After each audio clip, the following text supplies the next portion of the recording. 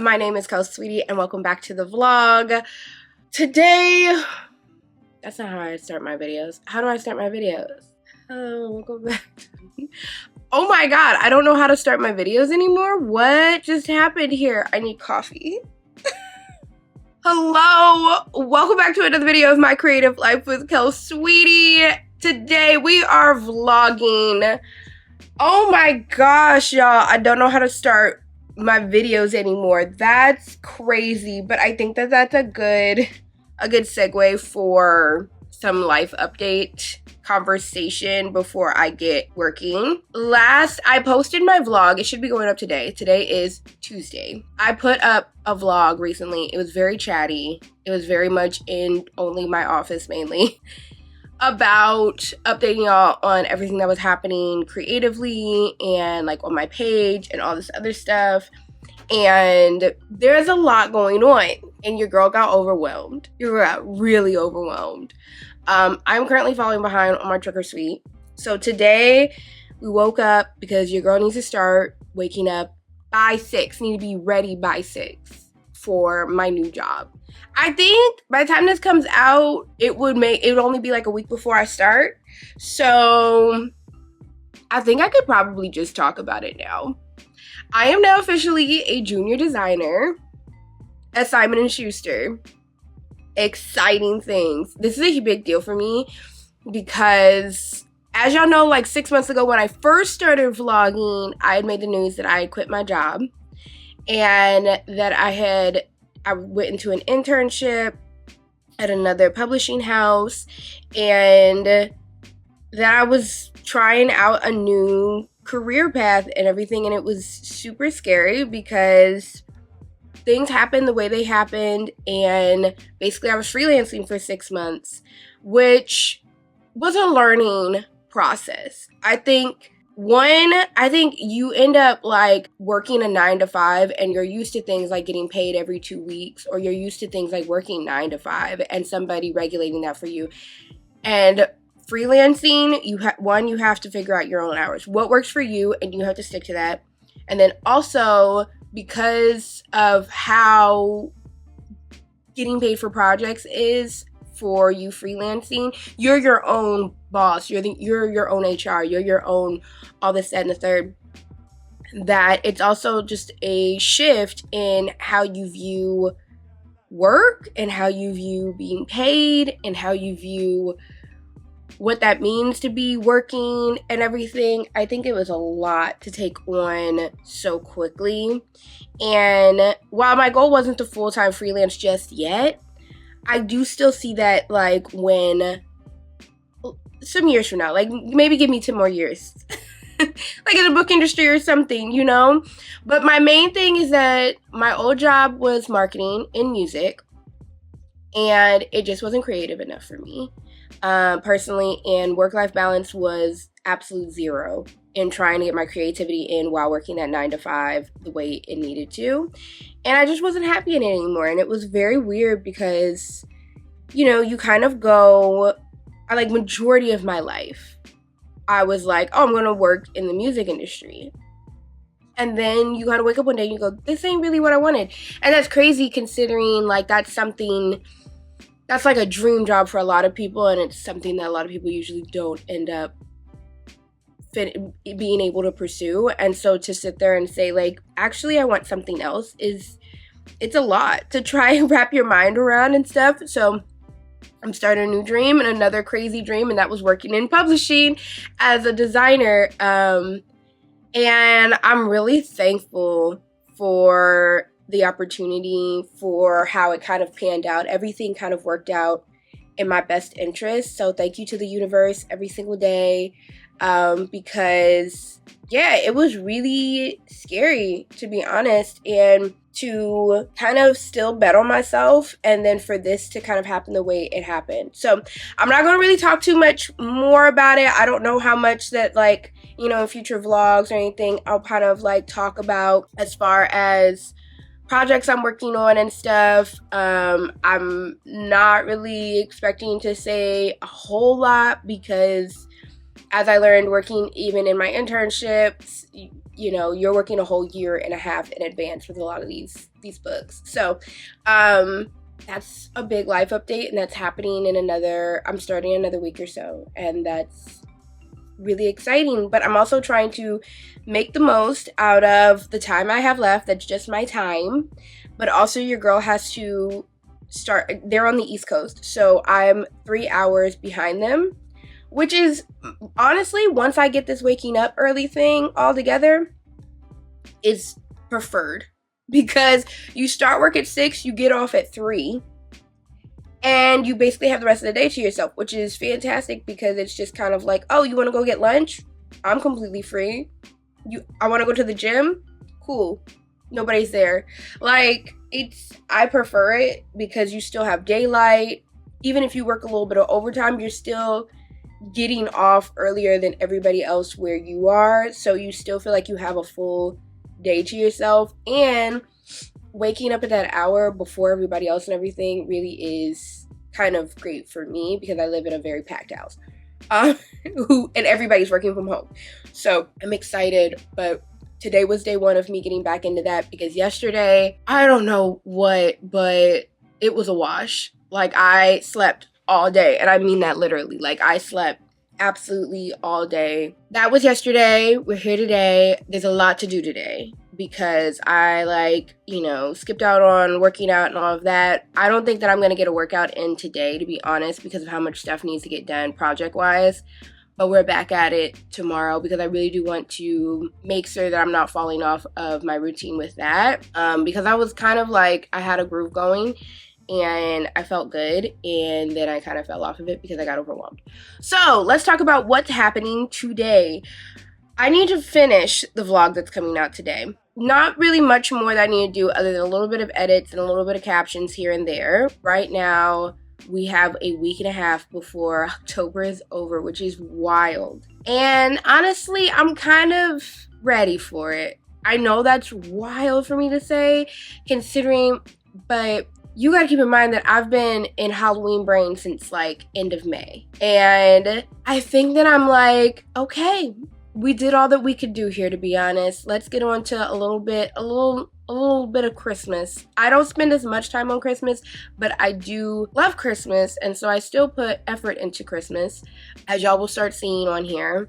But yeah, I mean, we threw our Halloween party. That's kind of my, okay, we're basically done type of signal. Like, we just keep on moving until we get to the Halloween party. And now that the Halloween party has finished, I have gone to a amazing pumpkin patch experience.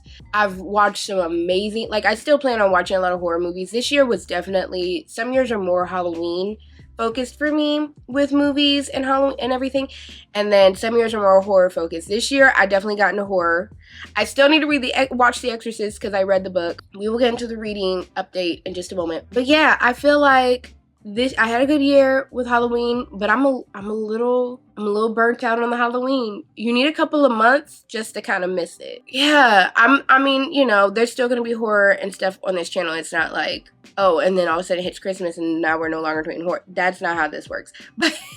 But as far as the actual holiday is concerned, I need a couple of months just to reset. It's this window. I know, that's blowing me out. We're gonna do this and call it a day. That's just where we're at. I could be editing this and be like, you were fine. Reading wise, it's been a great month so far. It is the 22nd right now, so I only have, like I said, a week and a half or so to knock out some of these reads. I started reading the graphic novel Nocturnals. I just gotten it from Barnes & Noble, and here, let me go get it. This is Nocturnals. I've talked about this. I talked probably about this in a book haul like a month or so ago. It's good. It's very crime cowboy type of thing. Like, it's very much that. Very, very, like, slow. I was kind of expecting the same sort of vibe as Bitterroot. So this is Bitterroot, and I started reading. I still need to finish this. I'm about halfway through this omnibus, but Bitterroot, which I started reading during February during the my I Love Black Horror readathon, which is just a tad bit funkier and faster, I feel like, as opposed to this. I picked this up mainly because of the artwork. Like, these watercolor illustrations are gorgeous. This is how I wish I could draw, like, honestly.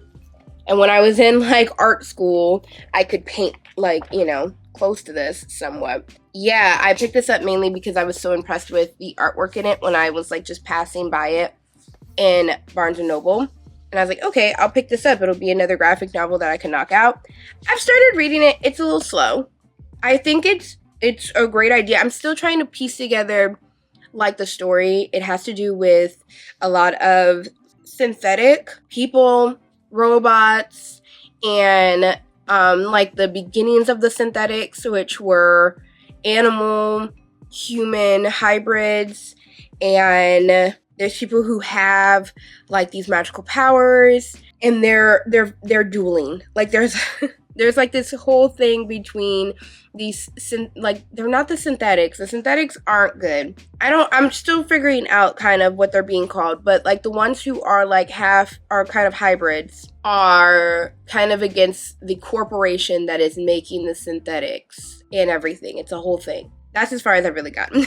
I'm moving through it slowly but surely. I'm trying to kind of get a little bit of some like easier things. I kind of figured because this was graphic novel, I could be like, oh, I finished this quickly, and you know, now I'm not 8 books behind my Goodreads goal.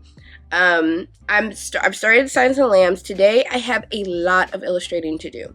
So as I've talked about, Night Terror magazine is coming out with our deluxe issue at the end of this month on Halloween, and we have a lot of contributors, and so that means a lot of headshots, a lot of spot illustrations, and everything for this issue. That's basically gonna be my life this week.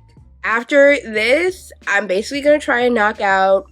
I'm behind on the Trick or Sweet challenge, so I'm gonna try and catch up. Today I'm behind 2 of the last Ghost cards or cups, and this week is supposed to be slasher week, so I'm gonna be really behind because today I'm going to post 2 of the ghost recs, 2 of the ghost cards today, so we can like knock it out and be finished with Ghost Week. Tomorrow I'm going to post my slasher recommendations for the week, my first slasher card for slasher week, and then I'm going to usually I'm supposed to like have Sunday that's free, but because of everything that's going on, that's not going to be the case. And I think I should be fine still, because Monday and Sunday were the days that weren't supposed to have cards released because they were going to have the recommendations.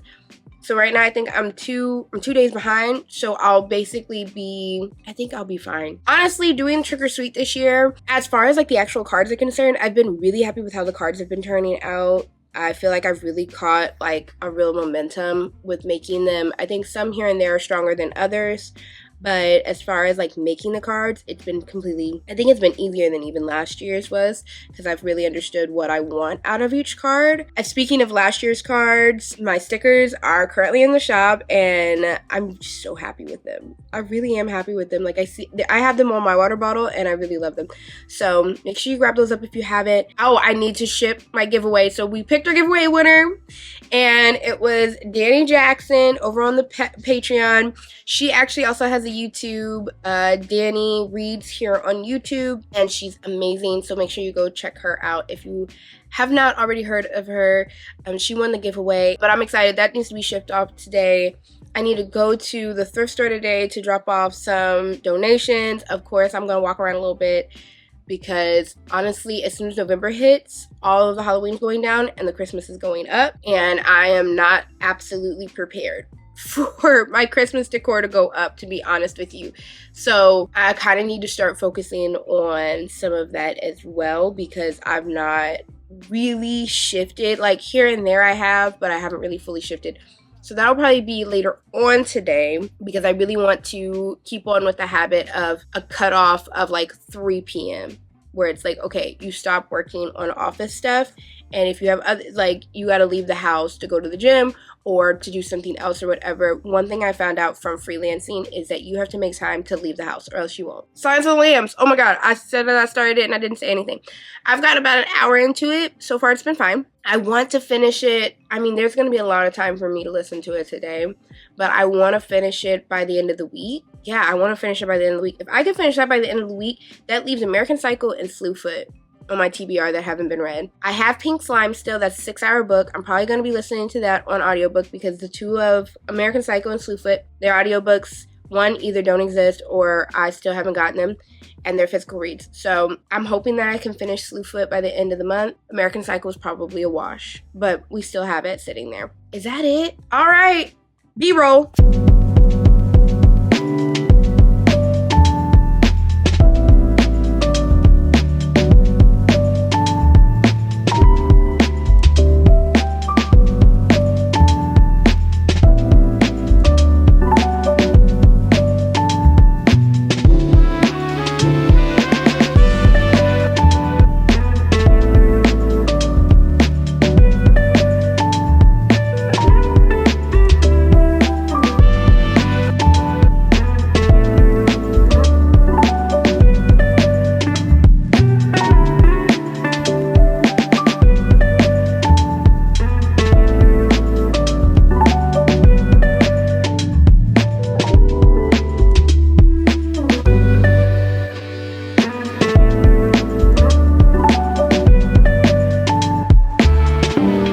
Hello. We're back in my office. Are we surprised? No. What's different? At least it's not 4 o'clock in the morning.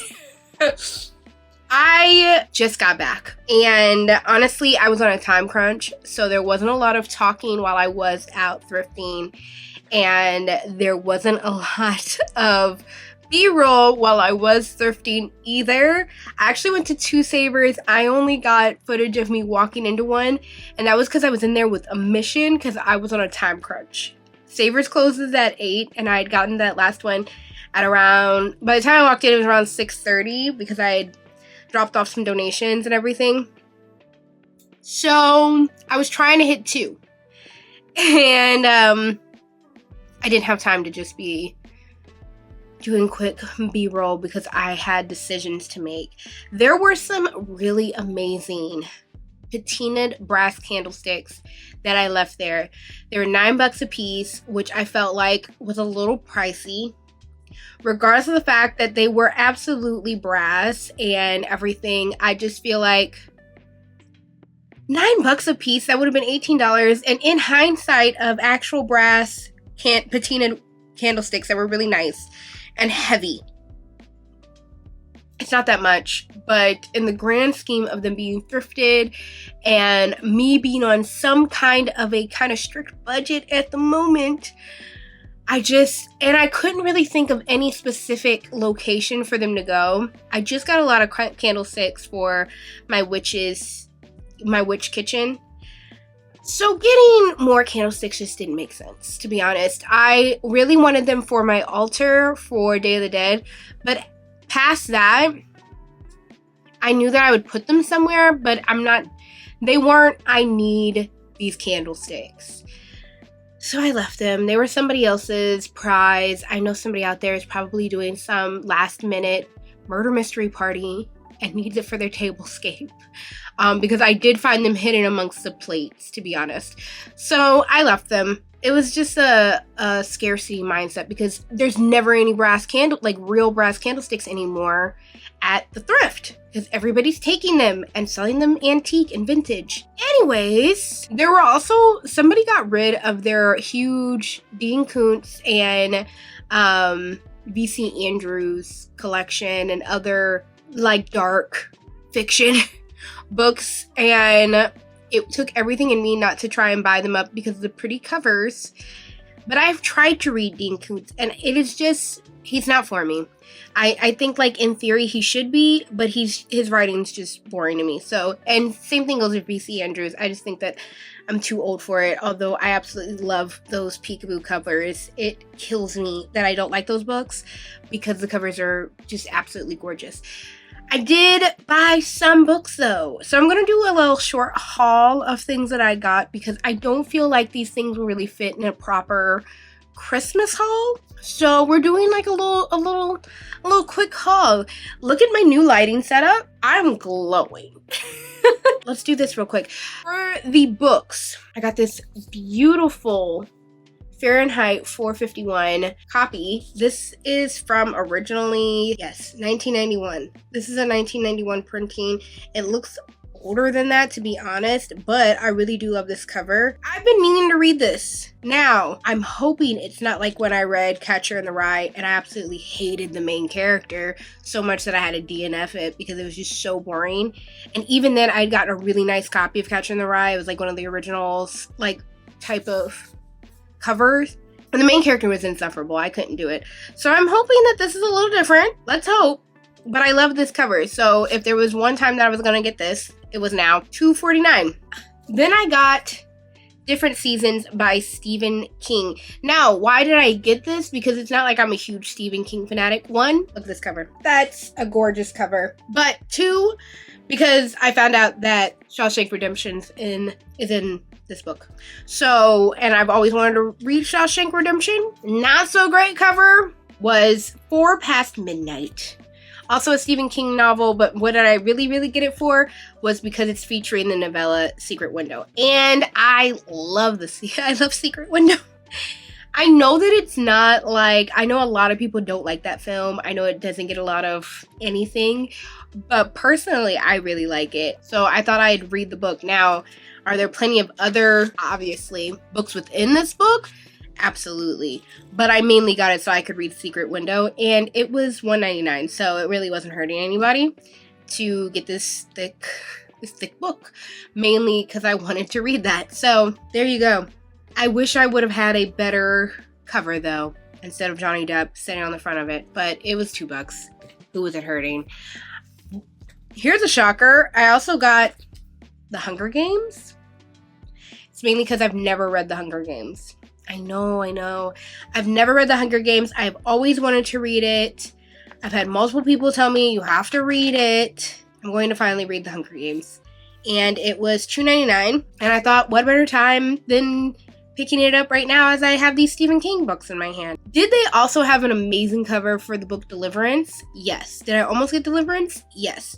Did I realize that I didn't want to read Deliverance because for the same reason that I've never even watched the movie? Absolutely. I just don't need to see 4 white men go out into the wilderness thinking that they're going to conquer it and then end up being conquered. Like, there's something about it that's just like, I don't want to watch that. I know what the highlights of it are already. I know the pop culture references of it. I don't need to put myself... What am I learning from that, you know? I'm not. So I instead got The Hunger Games. Am I going to be always upset that I left behind a Buffy the Vampire Slayer yearbook? Yes, I am. Because there was something else that I had to get instead. But I'm upset that I left it there. It was really amazing, in amazing condition, and for some reason they had it in the children's area. I don't know why. I hope somebody out there is going to be really happy to have it. But there was no reason for me to have it. Like, other than, it was very interesting and a fun, like, little gag, you know, it was cute. But there was no reason for me to have it. So I put it back. I was trying to be responsible. I've heard that's something you should be. Other things that are kind of a little bit from left field. This glare on the way that I have this ring light set up. Like, this is cute until you want to, like, show something that has a glare on it. It's the Chocolate Bible. This is, it's signed by the author. Didn't realize that until I got home. And then it's got a copyright of 1979 on it. The reason why I got this is not necessarily because it talks about 5 million different things in the history of chocolate and blah, blah, blah, blah, blah. It's really because it's going to look really great in my vintage gingerbread bakery type of situation I'm doing for Christmas. And so I ended up getting it. I already was getting 4 books, so I got this one free. The color and the way it looked and everything looked really great for my vintage bakery, and it was interesting enough for me to keep in, like, my everyday library amongst my cookbooks, so I ended up getting that as well. Last book I got that was also a cookbook, also a little left field, was this Black Family Reunion cookbook, and it was put together by the National Council of Negro Women and has... Oh, this is a Simon Schuster release and has a Dionne Warwick quote on the front of it. I have a feeling I've seen this before, and I have a feeling that my granny had this book. Not certain. I mean, you know, this 90s illustration type of look was everywhere.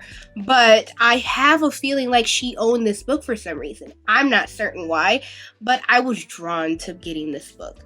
It's very interesting. It has a lot of history while also having a lot of different recipes in here. Some of them sound good, some of them not so much. A lot of Crisco. So I'm going to have to do some research.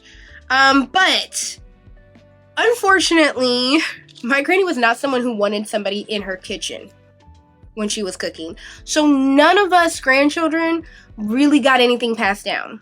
I write down now every recipe anybody gives me because of me not getting anything, and my granny could cook her ass off.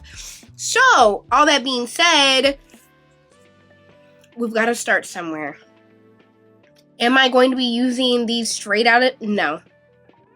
But this is the basis. So, some of these, I'm like, I don't like black eyed peas, so I'm not making black eyed peas. But if anybody was ever going to ask me to make black eyed peas, I can go, yeah, I can make black eyed peas. And I'm going to go look in here. Don't judge me. Please don't judge me. A lot of y'all are gonna judge me, but this is where we're at. We're losing recipes, and it ain't our fault. It ain't for a lack of wanting to have recipes. This was also in Linda A. Williams. I love that she had like a little embosser. I've got to start stamping mine soon too, but apparently she got rid of this. And now I have it. There's monkey bread recipes in here. I feel like I would trust this better than some random recipe I got off of the internet. Did I also find that there were some recipes? This probably pushed me to kind of get it too. There were some loose recipe cards in between the pig's feet pages. Absolutely. Pig's feet. But there's a peach cobbler supreme in here that I'm positive Miss Linda used. A luau punch of sorts. What else is in here? Stewed tomatoes with oregano, peppered steak. These are going to be zhuzhed up a little bit, but I'm going to feel like Linda gave me her recipes. And that's what's important. So that's what I got. Past the books. Those are all my books. I also got some VHS cassette tapes, which I'm really excited about. These are going to go in my Home Alone themed TV area. I have said in different places, my Patreon, all these other locations, I am having a Home Alone style TV area this year. Very excited about it. Very nervous about it because if I could possibly not pull this off. But I like a challenge. So I'm gonna put some classic VHS cassette tapes that you'd watch with your family. A Christmas Story. This was only $1 because it was an orange tag, which, by the way, Savers sucks for not making more than 50% off things available. They choose 2 things in the entire store to make the color of the week. Anyways, It's a Wonderful Life. Look at that. That's a classic. I'm gonna say this one and then I'm gonna say the real thing I'm excited about. Miracle on 34th Street. I know. And last but certainly not least, The Adventures of Mary-Kate and Ashley. The Case of the Christmas Caper. This is amazing. Somebody got rid of The Adventures of Mary-Kate and Ashley cassette tapes. Did I want to leave with all 4 of them? Absolutely. Did I only have a need for the Christmas one? Certainly so. So were the other 3 left there? Yes, because I'm trying to be an adult with a budget. But it hurt me because the memories I have of going to Hollywood Video and picking up The Adventures of Mary-Kate and Ashley and working my way slowly through every single one of those VHS is unheard of. So I had to pick this up. Speaking of my Home Alone theme, I also picked up some little cars, Hot Wheels cars and everything. Just some cheap ones. They're all busted up. Doesn't matter. I need them for the Home Alone thing where he puts them at the bottom of the steps and stuff. So these are going to be sprinkled throughout. Was it $7? And that was ridiculous for me to pay $6.49 for 5, 6 little cars. Yes, I certainly think so, but unfortunately that seems to be the running price for these because I looked all over that store and I found more baggies of those Hot Wheels and they were that price or higher, or you were getting less. I don't know. I thrift stores nowadays. Also, For $6, did I become the lovely owner of a busted brass doorknob? Absolutely. Why? Because I'm going to be using it. I'm going to craft it to like the McAllister's doorknob that burns like the Wet Bandit's hands at the beginning of the film. I just needed a cheap brass doorknob, so now we have one. Another amazing. This was amazing for me to find. Look at that. Yes, focus, because it's amazing. Look at that. Somebody obviously had this amazing little canister and they were selling it for $3 because they didn't see the vision that this is actual antique. This is gonna go great in our bakery because of hot chocolate. Hello, this is amazing. This was worth the entire day, to be honest. This right here. Last but not least, a silicone baking bundt cake tin. You may be asking, Kelsey, why do you need this? Because of my craft for my bakery. I'm gonna put some grape stuffed foam inside of here, and basically from there you pop it out and then you have a fake cake. But I didn't want to buy a new one that was like $16. I looked on Amazon, it was like $16 as opposed to this that was $8, which I still feel like was too much for a used bake pan, but here we are. So that's what I'm using this for. So yeah, that's the haul. I'm really happy with what I picked up. I'm kind of confused. Oh, Wayne. No, confused isn't the right word. I'm just kind of in a weird space right now for Christmas because as far as me picking up new Christmas items, that's not really the goal for this year's Christmas. At least not until I get to Ohio for Thanksgiving. Now, when I get to Ohio for Thanksgiving, Santa it up Christmas all day. Like, let's find the vintage goods. Every year after Thanksgiving, we go Black Friday shopping at a antique mall because me and my family love antique shopping. That is something that we love to do, and we really love to do it also in remembrance of my granny because that's what she taught all of us to do. So it's a great thing. That's my family's tradition. We Thanksgiving, and then the following day we go Black Friday shopping, no matter what, at an antique mall, and at a specific antique mall in Ohio. And I find all of my antique and Christmas goods in that area. One, because Ohio knows how to price their thrifts. And two, also because antique Christmas that I'm looking for is available. But I'm not looking for that when I'm going out thrifting right now. One, I'm looking to build out my vintage bakery in my kitchen. That's a really big, I really, really want to hit that. My home alone area around my television is kind of like, this is a challenge for you. And if we don't hit it, we don't hit it. Because there's a part of me that's gonna go, I don't know, I'm not sure if it's going to read, but we do what we can, you know? I thought the same about my 90s Halloween party theme, and then it ended up being extremely 90s and Halloween. I'm just trying to move through it. I just think it's really niche, and if I pull it off, I've pulled off an amazing feat. And if I don't pull it off, it's just 90s Christmas. Which I'm not upset with. But for my vintage Christmas area, my vintage bakery area in my kitchen, I really want to pull that off. Because I feel like if I do, that might be my favorite theme for my kitchen, like going forward. Because my kitchen usually is just whatever was left over, it's going in the kitchen, just like how it's been for Halloween for the last couple of years. And then the Halloween area for my kitchen ended up being one of my favorite spaces that I did this year. Like, I'm gonna be sad to have to take it down. I'm getting Christmas things for it, but it's a lot of like thinking outside the box. And I think that's what I did this year, aside from my 90s Halloween party thing, because obviously like that was okay, you have to look at Halloween specific things around that era. But like my witch kitchen, it was like you're not necessarily buying things that have Halloween on it, you're buying things that fit a certain like image and idea that you have of this like witch, and like who's like running like pharmaceuticals and stuff, and like is a garden witch type of thing. And that's thinking outside the box, aside from black cats and pumpkins that are, you know, Halloween specific. And I think the same goes for my bakery. I want to craft a lot of fake bakes, like how we did this year for the Halloween party area with the cookies, but I want to use foam clay. Should have used foam clay all along, but I want to use foam clay, and I want to use Great Stuff foam to make fake cakes. That's what that silicone cake tin was for, because I've kind of learned that you can pop things out of that and then paint it, and it'll kind of have a texture like it is a actual cake.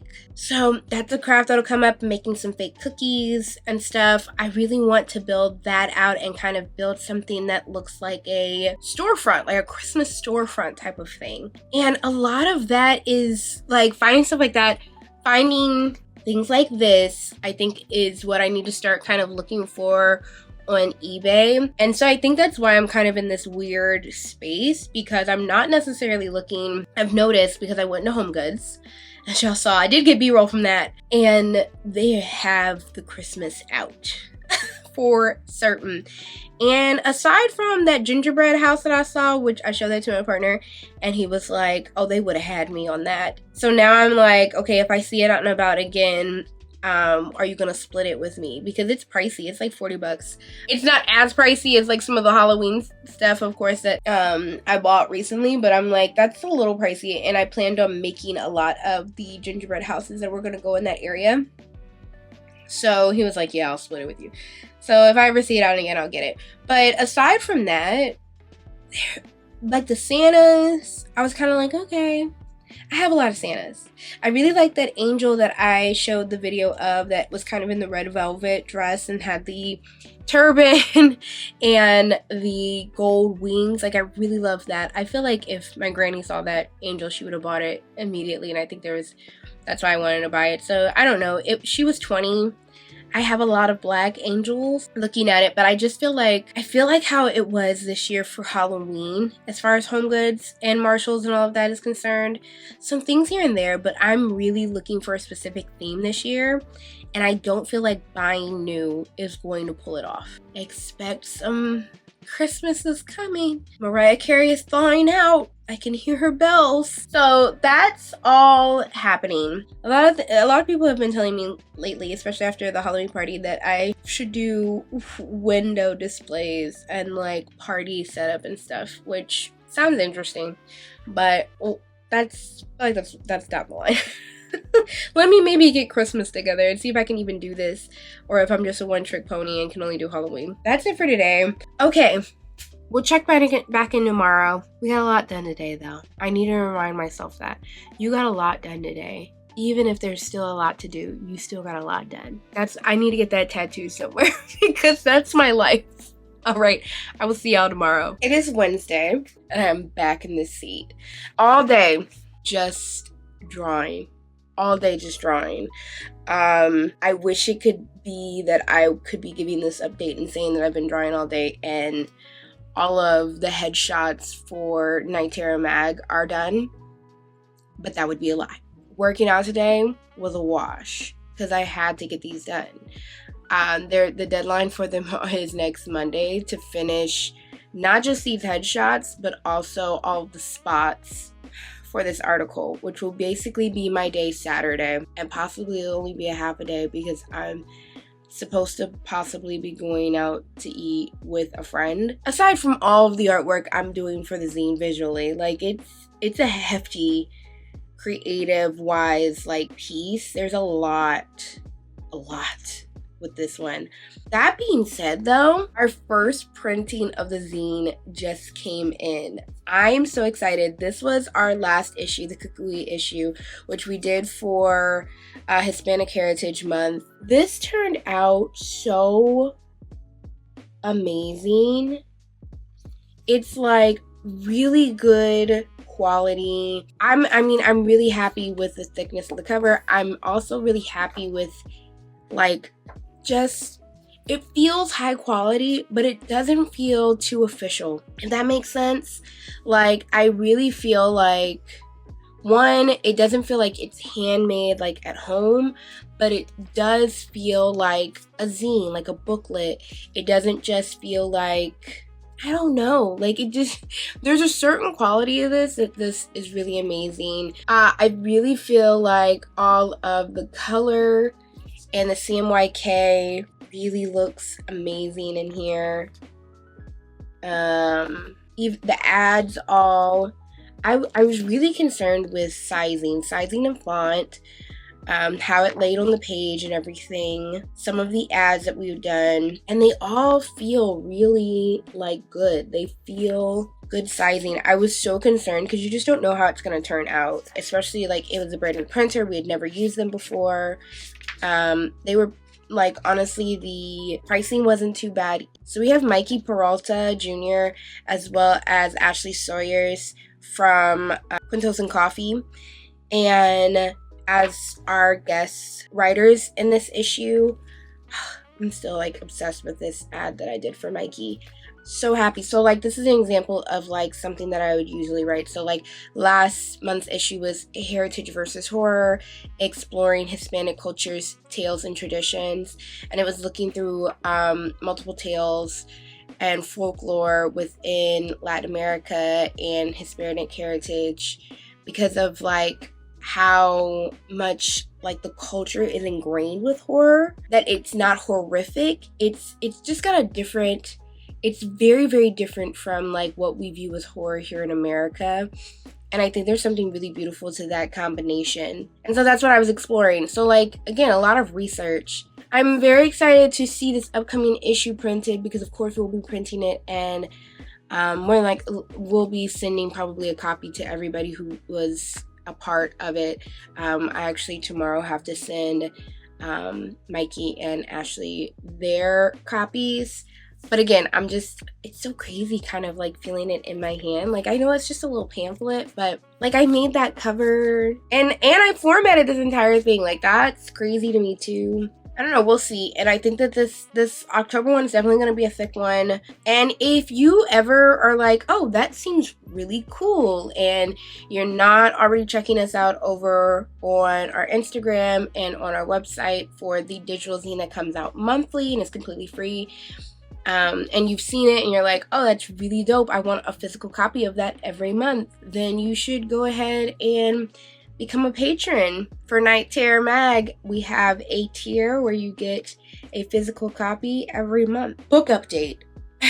I finished reading Silence of the Lambs. Really good.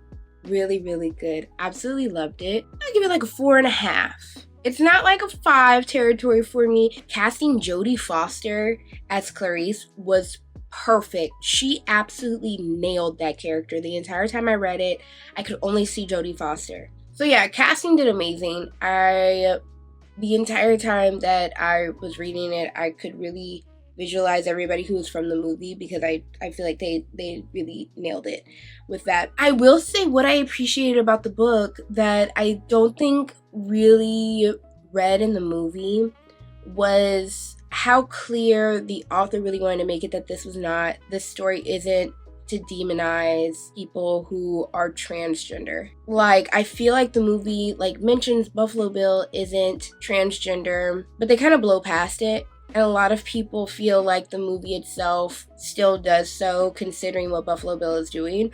But I don't feel like the movie really talks about why Buffalo Bill is doing what he's doing. And when you're reading the book, you realize it has nothing to do with affirming him in his gender, in his sexuality whatsoever.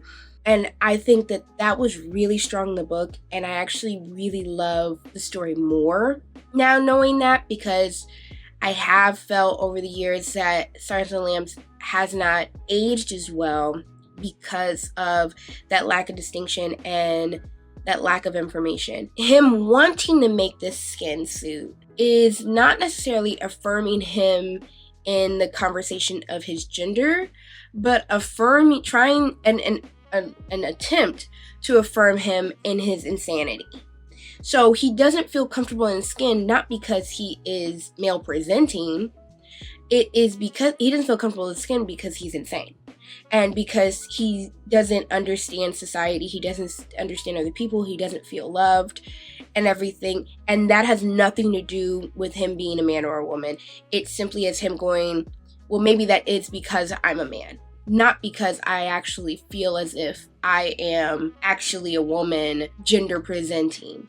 And I think that that's important part of the story, to really talk about the fact that this author is not trying to demonize that lifestyle whatsoever. There's actually multiple points where the doctors who provide that affirming care in the book are sitting there going, I don't want any investigators around this hospital or anything. I don't want this to come out because it simply demonizes what we do here, which is not a felony, which is not something to be demonized. I love the book much more for doing that, because I feel like that's something the movie really lacked. Hannibal is much more of a human, like a physical person, rather than this omnipresent entity like he's kind of portrayed in the movie. I feel like Clarice is 10 times more interesting, and I think 5 times more queer in the way she's portrayed in the book. I mean, in the movie, Clarice is absolutely a queer icon and we all know it, but I think in the book there have been multiple conversations where men come up and the dating of men come up, and Clarice is completely like, yeah, I guess, I don't know. It's just like ambivalent to it completely. And I think it's very clear that it's because like Clarice has no sexual interest whatsoever in men. I just think that there's just so much more attention to detail that of course you lose during a movie, because you just don't have 5 hours to flesh everybody out in this very clear way, all these backstories and everything. But I do think that considering the story that you're telling, it is really important. I feel like you get to know more of Buffalo Bill's victims, and you get a better idea of them. You get an idea, you understand why Hannibal even knows Buffalo Bill, and why he's even aware of what he's going to do and stuff. In the movie, I don't think they talk about it. I think they allude to the fact that he may be a past client of his. However, in the book, that's not the case. A client of his was romantically involved with Buffalo Bill and talked about it during his therapy sessions.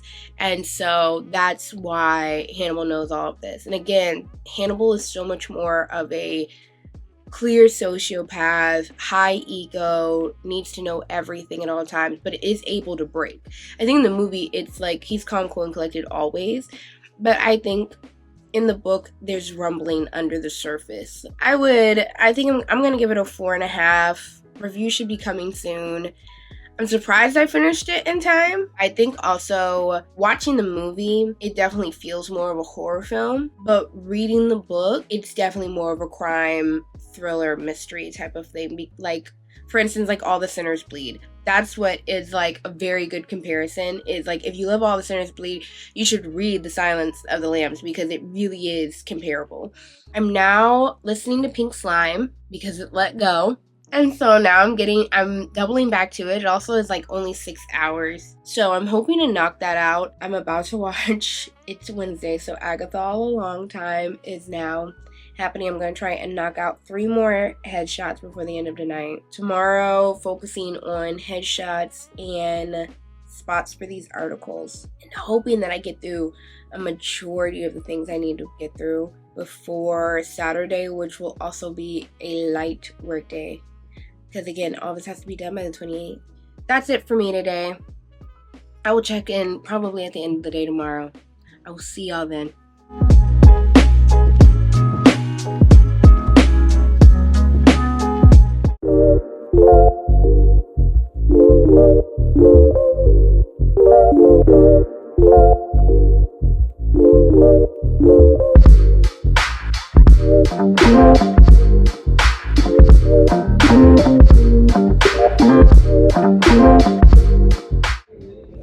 Hello. Hi.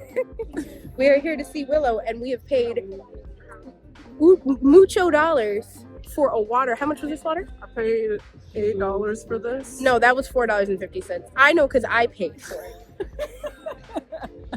Wait, this wonderful canned red wine was the great price of $14. And we got ice cream, which we will be sharing, which was $11. So from half and half, We spent $4.50 on a wonderful little, that's not even a pint of ice cream. I love it because we didn't go to Trader Joe's beforehand. So if you go to the Ford in LA, make sure you go to Trader Joe's beforehand. All right, let's launch Willow. It's all for you. On a pin underneath the skin, an empty space to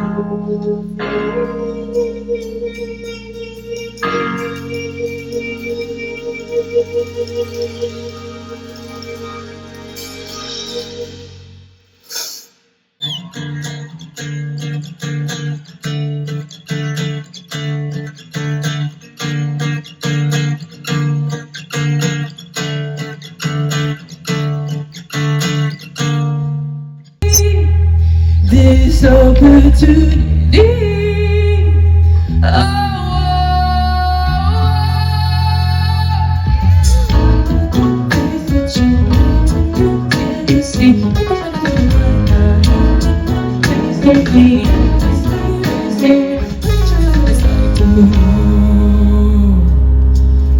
Just a taste of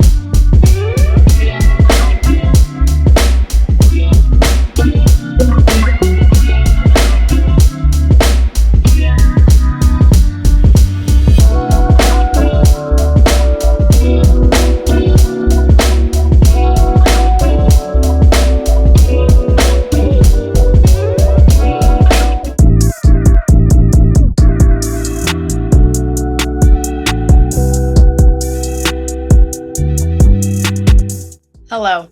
It has been a couple of days and I have not checked in because I've been either busy or exhausted or both. So I am checking in at the end of this vlog while I'm starting a new week of a vlog to kind of talk a bit about what y'all kind of saw some B-roll of and what to expect in the upcoming week. Like I said, I've been really busy lately. Just trying to use as much of my free time as possible while I still have it, as I'm like starting my job after this upcoming week. And so it's been a lot. And I'm kind of hitting a little bit of a wall. Just because there's just not enough time. Not necessarily because I'm feeling burnt out and like not creative, or that I'm not excited to do some of the things that I have to do. Just there's just not enough time. I've been working nonstop doing these illustrations for Night Terror magazine's Halloween issue, and it's just been like, I just feel like time is moving quickly and I'm moving backward. We're already working, at least idea-wise. Some of us already have articles done for the next issue. I have read and finished 2 other books. I think I already gave y'all an update. I did. I gave y'all a full update on Silence of the Lambs. Since then, I read Pink Slime. I'm so lucky that World War Z, which I ended up being a big, I was not expecting to read that, but it was available on Libby and I have it in my library on my physical TBR. But I'm lucky that that one was a good read because Pink Slime single-handedly could have put me back into a slump. It is probably the most boring novel I've read this year. I haven't put up the review yet, but it's it's 1.5 status. And the one for it, the 1 star, is literally because I respect the message that it's trying to give and talk about, which was how a lot of us feel responsibility towards people we care about. And we will take care of ourselves last and hardly at all in order to take care and make sure that they are okay. And we will even lie to ourselves about possibly taking care of ourselves because we are scared to take care of ourselves. And I think that is a very strong message. I think that's something that needs to be talked about, especially in families of color. We are told that by taking care of those that we love, even before ourselves, carrying their baggage, that is a sign of showing care, of showing love, when in all honesty, it's not. We are not here to shoulder each other's baggage, but rather support as you carry your own. And that's something, it sounds to many people like, oh, that's the same thing, and it's not. And this is coming from somebody who's learned this. Somebody else's problems are not your problems. You can have empathy for those problems. You can be a shoulder for them to cry on, but it's not your problem to take on and try and fight for them. That is not your responsibility. And that's not the same thing as being empathetic to somebody for the problems they are going through. A lot of therapy hours went through for that one. And I love that that's a full star message. Like, I love that message. This book was the wrong book to try and tell that message, which frustrates me because the character is boring, unmotivated, has no motivations whatsoever. Like, her motivations aren't clear. They don't exist at all. So you can't even empathize or feel bad for her as all of this turmoil is happening because basically these noxious fumes are coming off of the sea. By the way, it's called pink slime, and it's like, ooh, that's a sexy title. And it's because people are eating pink slime because all of the meat and animals have left this coastal town and everything because the noxious fumes that are coming off of the sea for whatever has happened inside of the sea. That's it. And we find out there's actually human bodies in the pink slime. There's none of that at all. Like, there's nothing horrific, truly. Which, I know, for me, like, considering how many people in the horror community have been talking about this book, I was expecting there to be some horrific elements. It's dystopian, but nothing about it feels insightful whatsoever. I think it's supposed to be a conversation of global warming, and again, all messages I'm all for, but I don't feel like this book did it well in even having a message. Those are just topics. It didn't feel like it had a message. It felt like it just had a bunch of topics that it wanted to talk about. The audiobook was 6 hours long, and it felt so much longer because the story was not that great. Like, it really wasn't that great. There are so many other translated novels for you guys to check out, and I recommend you to go check them out. Because I know people are reading this book left and right because of how long it took me to get it from Libby and how many copies were available for me to be waiting that long. And everybody's talking about this book. And I'm sorry, I just don't get it. I don't know if everyone else is just smarter than me, which is possible. But I did not enjoy that book. I am giving it a strong 1.5 stars. So that was Pink Slime. Glad I got that out of the way. It was supposed to be like, oh, I read this. This is a layup. It's only 6 hours, so I can get ahead in my goal. And it ended up taking so much longer than what my next read was, which was also 6 hours. And that was World War Z. Now, I don't think it was life-altering. I don't think it was soul-shattering. But now, all that being said, it's not to say that it wasn't enjoyable to read. I don't see how the accolades happened for it, to be honest. It doesn't feel like, oh, this is amazing. Like, I can't believe you wrote this book. I do see how it got a film adaptation because I listened to the audiobook, which had a full cast. I highly recommend you to listen to the audiobook. It feels like a book to experience, which I think is why they kind of came out with like a lot of addendums to this novel. Like when the movie came out, they came out with an abridged version that had the events of the movie added to the original novel, which had nothing to do with Brad Pitt story or whatever. And then I think there was like a survivalist something or another book that came out, or package. I don't know. There was a lot of different things around this book, and I can see that because it's something that you kind of listen to, you experience, you watch, rather than, I think if I was just reading it, it would have been all right. But I don't think it would be like, oh, this was really interesting. I did enjoy it, and I do think that I would recommend it. I would recommend it to somebody to like read. I'd be like, oh, if you're looking for like something quick to read, I don't know if I would recommend the abridged version. So this was 6 hours, and this is the original version before the movie came out, and they re-released the book with the abridged novel that had all the events from the movie in it with Brad Pitt, and they made it more like a novel rather than an account.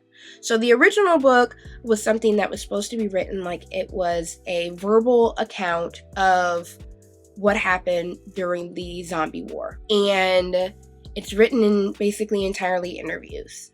And I appreciate that. I like books that are something more than just storyline, and hearing it in a full cast made it feel even more like it was something like a documentary or something like that. So I really enjoyed it, but I don't know if I would enjoy it as much if I had, I guess, the interview portions in with the Brad Pitt storyline stuff that was going on in it. I just don't think that I would have been like, oh, this is adding to my experience, or even that I would like it better. I did like that it felt very grounded. It wasn't just like, oh, zombies are attacking and all of a sudden the entire world bands together and we kumbaya our way through this apocalypse. Like, politics were still alive and well, preconceptions, people's emotions, and everything. People were people, and left and right, no matter the fact that literally our extinction was at risk.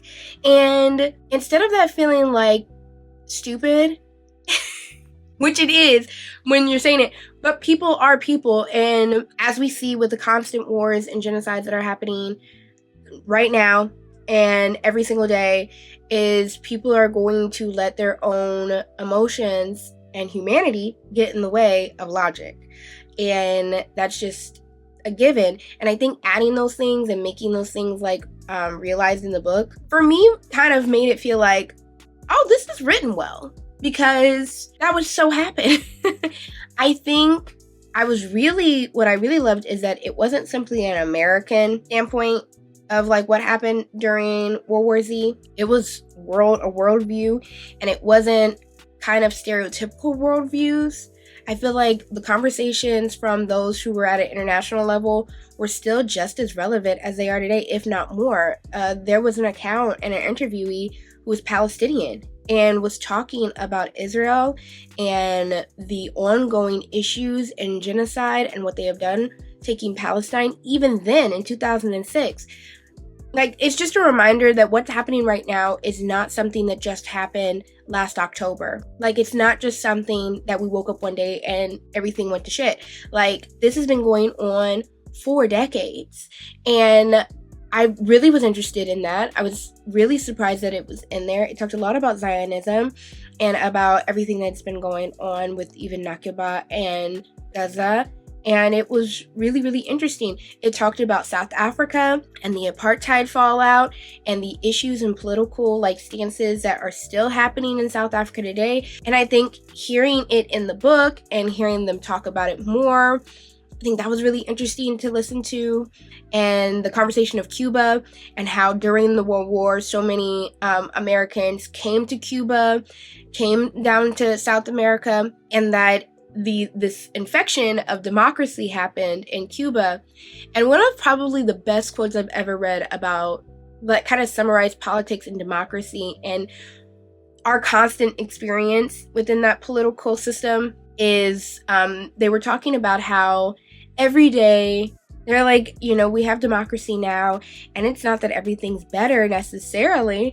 Every day there's a strike for something because of freedom of speech. And he says it's easier to blow up the train than to make sure it runs on time. I really love that, because I feel like that's a very true statement about democracy and politics and freedom of speech. Nobody is ever willing to fix the train, because in their mind they're like, the train is broken.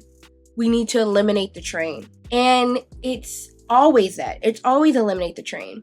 It's never work inside of the train. It's never, oh, let's make sure that like they run better or they do better in order for us to be happy with it. And the thing is that the train is always going to run late for somebody. I don't know. It's like one of those sayings where it's just like, wow, that was simple, but also very insightful to the experience of like democracy and politics, I feel like, and being in any conversations in regards to those, and especially now as we're in an election season.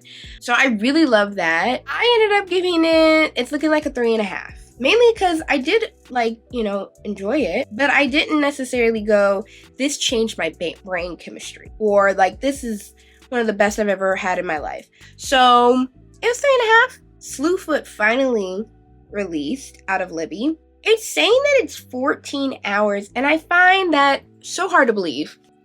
I'm looking at this. This isn't giving 14 hours. Like, World War Z was probably as thick as this book, not if not more. And even if you take like some of those pages, I don't know. It's just not giving that's how long this should be. And it's only like 300 or so pages. So I don't know. I think I'm like 20% into the book, and it's good. I'm waiting for something, like a lot of people have said, this is the best book I've ever read. This is so amazing. I really, really love this book so much. Like, you have to read it during October. It's amazing. Blah, blah, blah, blah. And it's good. Right now, it's sitting in 3 territory for me. Like a solid 3. Her man just died. Nice guy, Edward. And basically, his brother is trying to take the farm. Pretty positive there's going to be a situation where he's going to try and take more than the farm. So I'm preparing myself for that scene that's probably going to come up. But other than that, like, nothing amazing has happened where I'm just kind of like, wow, I can really see why people constantly are buying this book out. But I think that's because I really don't enjoy Puritan books. Like, a lot of people have said they love magic lessons. I hated magic lessons. I DNF'd it and got rid of it so quick because it was so boring to me. It was absolutely boring. And while I like Abatha, the main character, and it's not so old English that I don't know what's happening, it's still just a tad bit like, okay, something gonna happen. That's more than just Puritan rhetoric about God and how don't show your hair and we cannot draw or enjoy anything because that's the devil. The word savages has come up. Don't like that.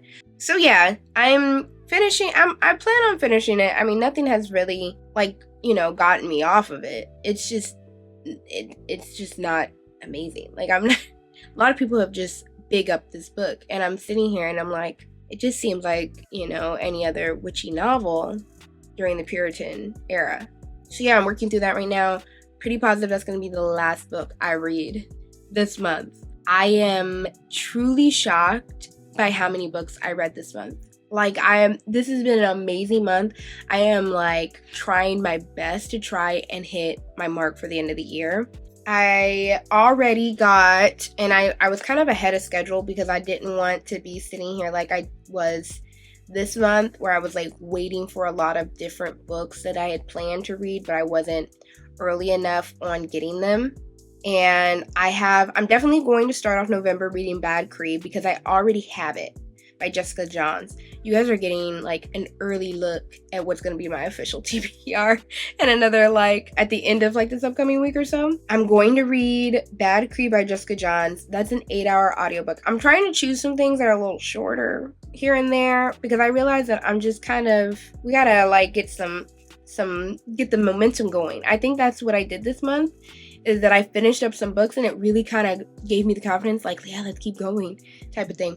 So I'm going to read Bad Creed first because I already have the audiobook and that's due in about 2 weeks because I was just trying to be preemptive. I'm also going to read Johnny Appleseed by Joshua Whitehead.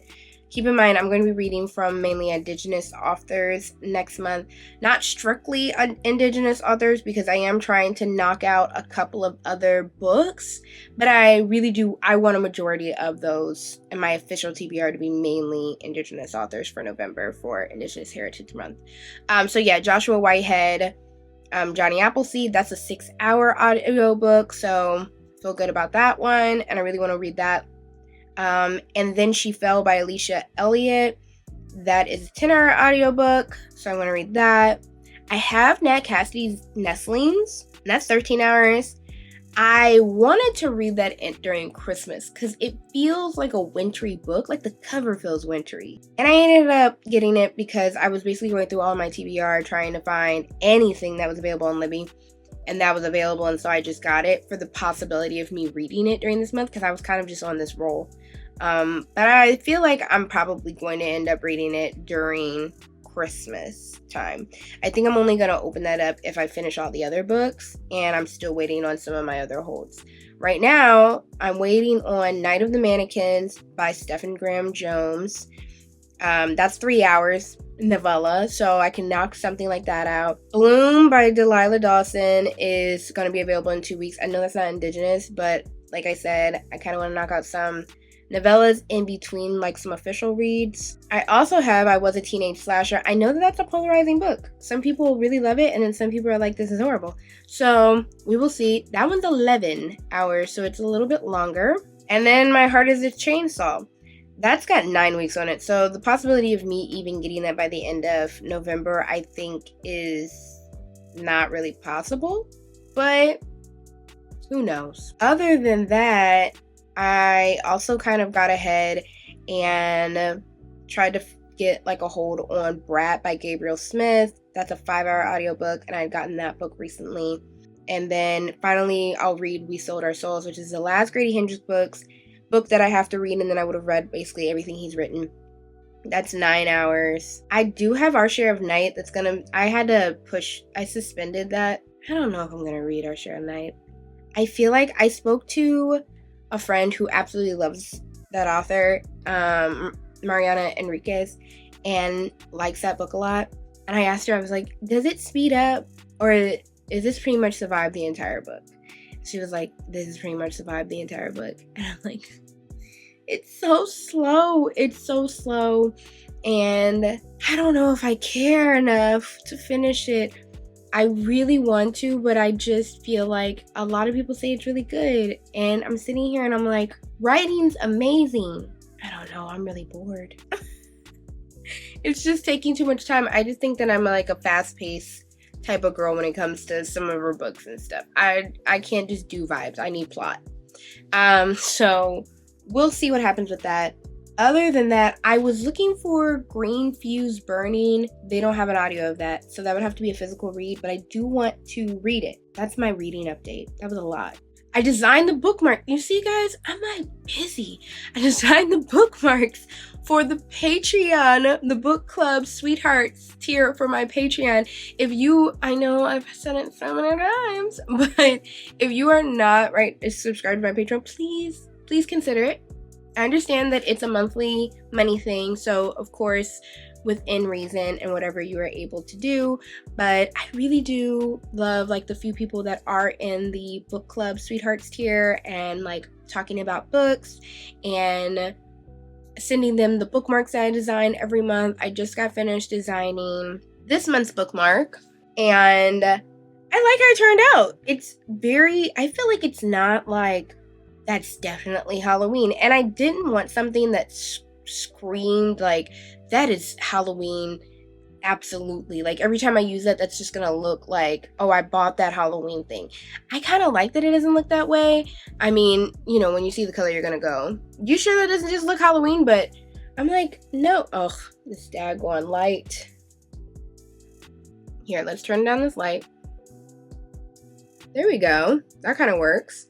So that's your little sneak peek at it. I'm gonna be announcing later on this week, either tomorrow or Tuesday, what this looks like, and sending it to everybody who's in that tier. Yeah, I love it. I based it on model home since that was my standout 5-star for the month.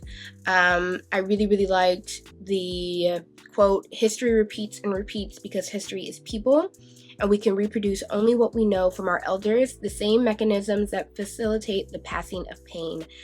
Really love that. I really love that quote. And of course, it has little ants everywhere. If you read that book, you know. And it kind of has like this Twilight Zone type of gradient coming off of the house. Like, I'm really happy with it. So I designed that. Those will be going out this week. Actually, now that I think about it, probably need to do that tomorrow. I have to do that tomorrow. Because this week, we are starting our Christmas crafts. Yes, we are starting our Christmas crafts because basically my partner loves Christmas. I've said this many times. And that Christmas decor has to be up for 2 months. As well as if I film it, I want it to be out so y'all can get any ideas if you decorate for Christmas and everything. And so we're sitting in November basically, so it has to happen now.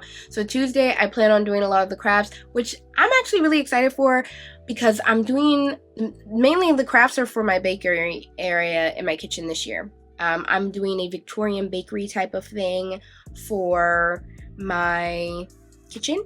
Yes, that's the word. I want to do like a gingerbread bakery theme, which I've talked about ad nauseum, only because I'm just so excited about it. And that is going to require me to do some fake cakes and gingerbread cookies, which I want to do differently than I did my Halloween cookies. I'm going to use some foam clay for the cookie designs, and then I'm going to use some spray foam because we love spray foam for the fake cakes. I saw like a little tutorial on how to pull that off, so I already talked about it earlier in this video, I believe. I got a fake like silicone baking like pound cake type of thing, and I'm gonna try that out. If it works, I may go looking for another mold, silicone mold at the thrift store so I can find something cheap. Your girl's been all over eBay looking for some like little things here and there for me to build it out. I wanted a sugar sack that kind of looks like kind of vintage and like different. I also got like some vintage green and red food coloring bottles as well. I got a vintage vanilla extract bottle as well. A vintage like cake ornament, they called it an ornamenter. It's like a cake decorator type of kit, and it's like vintage. I plan on kind of, a lot of this I just plan on filling with like tissue paper and stuff to kind of bulk it out. Like, so the sugar sack that I got, that looks like, you guys are gonna see this when I decorate, but like looks like I'm going to basically build out and look full with some tissue and everything. Same thing goes for the baking, the cake decorating kit, vintage jar of molasses for gingerbread cookies, and also some vintage looking spice boxes, which all were like very holiday type of spices, like cinnamon and nutmeg and ginger and allspice and stuff. So I'm excited for all those to come in. I also got like this really cool Christmas Toys R Us mug, vintage Toys R Us mug. It's so cool. I absolutely love it. And I also got a like 1990 Toys R Us like magazine insert gift guide, and that's going to be for the Home Alone area.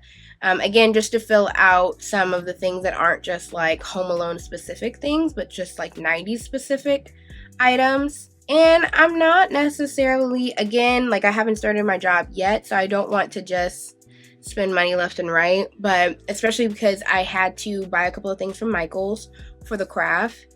Luckily though, there's like a 40% off all regular price things online on Michael's. Again, I know I keep on telling y'all this, but I cannot say this enough. Y'all have to check out Michael's online and what coupons they have, because you can pick up in stores. So it's just kind of like you're basically doing the same thing instead of you walking around and meandering around Michael's to find things that you don't need. You can get 40% off already, and it was off everything. It wasn't just one item. It was off any regular priced item. So I racked up. I got a lot of great stuff, and I'm really excited for the crafts. I'm gonna be making some fake vintage like fake candy, Christmas candies and stuff like that. So I'm excited to work on that. Gosh, is that everything? Oh no, it's not, because you want to know what else is happening this week? Come Friday or Saturday, I'm taking all the Halloween down to put the Christmas up. That's crazy. That's scary. But what that does mean is that if you are looking for any extra content and you're currently a patron, you're gonna get a Christmas decor, what did I do? Audit video. I'm gonna do a Christmas decor audit video because I need to figure out what I have Christmas wise. It's less than what I have Halloween wise. I know that, but I still need to sit through what do I have, because there's a lot of specific ideas I'm going for this year, and it's just always a lot. And even right now, I'm sitting here and this upcoming weekend is gonna be a mess, but it should be an interesting vlog. Is that everything? Oh my gosh, that was so much. I finished my trick or sweet challenge, y'all. I'm really happy with how this year's challenge was, how it turned out. Yeah, I loved how all the cards turned out. I plan on just doing a quick reel of all of the cards from this trick or sweet challenge, from like even last year's, because all of them together are gonna make a deck. So it'll be cool to kind of see them all together. But I'm happy with how this year's turned out. I feel like there was a lot less pressure because they were minor. So there's a little bit less detail. But I also feel like I chose really well. So I feel like it came more naturally because I kind of got into a groove, and I'm happy with how they all turned out. I need to get to next year already. I really just want to finish it now because I want to see them all together and to like really get going on a deck or a calendar. I mean, you can't do a calendar for 2 cards, but you know, we'll figure out something. But but yeah, so I'm happy to finish that on time. That's crazy that I finished it on time. I mean, you know, it's less cards. It's not 31 days or whatever, but I still finished it within the week that I wanted to finish it. Okay, that is the end of this vlog. So much stuff. And this is nearly an hour that I'm gonna have to edit, but you know, it's fine. I'll probably cut this in half from all the ums and ahs, and I've probably repeated myself from other parts of this video, so it'll be fine. All that being said, thank y'all so much for watching and for spending the week with me. As soon as I finish this one, we're going to start the next one. And again, hopefully y'all have B-roll and me sitting in other places other than this office with this ring light. But I still enjoy y'all watching my life and just going through all this with me. I think in another week, I'm really excited to see how everything kind of shifts in my life in another week. So this is we're coming up into my last week of just full-time freelancing. I told my partner, I was like, I went on a 6-month sabbatical because I left my job in May. Yeah, that's crazy. That's insane. Thanks for sticking with me through all that. And thank y'all for watching. Please subscribe down below if you like today's video. And if you are interested in more vlogs that are coming now weekly on the channel, along with book and craft content, we're getting into Christmas. So if you're into Christmas, you should stick around because you'll be getting that too. All right, I'll see y'all next one. Bye.